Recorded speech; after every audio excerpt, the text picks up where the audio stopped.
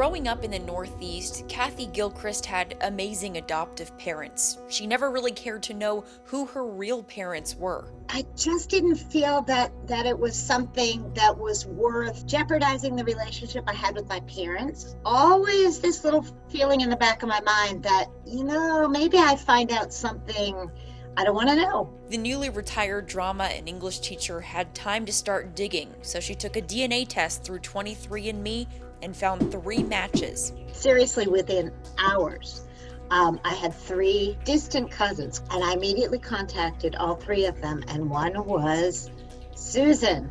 Susan Gilmore is her 3rd cousin, and lucky for Gilchrist, Gilmore lives for genealogy. Started out with a tree of maybe 200 people when I first joined Ancestry, and I now have 20,000 on my tree.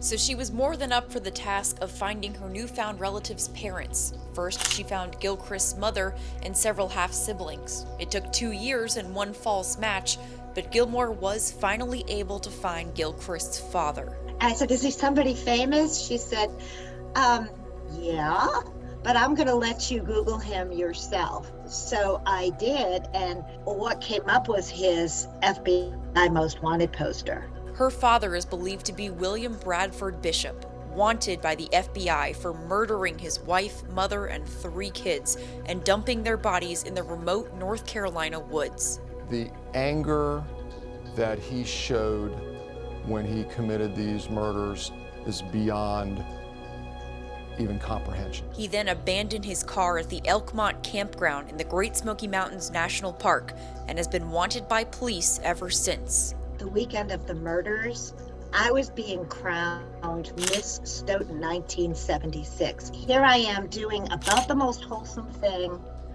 a young lady can do, and he, my father, is murdering his family. Gilmore believes Gilchrist was conceived while Bishop was in college, well before he started the family he later killed, and that he never knew about her. All the geographies were possible. Where Brad was at the time Kathy was conceived and the mother was right there. It all made perfect sense. When she started looking at pictures, Gilchrist said there was no denying Bishop was her father. But that little mouth, he has a mole on one side, I have one on the other side. We had the same face. But then when I looked into his qualities, his anxiety issues, I struggled with the same ones. We have a lot of the similar tendencies. She's made several trips down to the Smokies, never knowing her father's path through those same mountains for very different reasons. Yeah, I want to go back and retrace all of that. Gilchrist's DNA has not been matched against Bishop's, though she has contacted police about the connection. We can't be 100% sure without a DNA test from somebody closer. But I am 99% sure we've got the right father. Bishop is still wanted by the FBI 45 years after disappearing into the Smoky Mountains. If he's alive, he'd be 84 years old. As a young child, I was always seeking fame and notoriety. And meanwhile, my father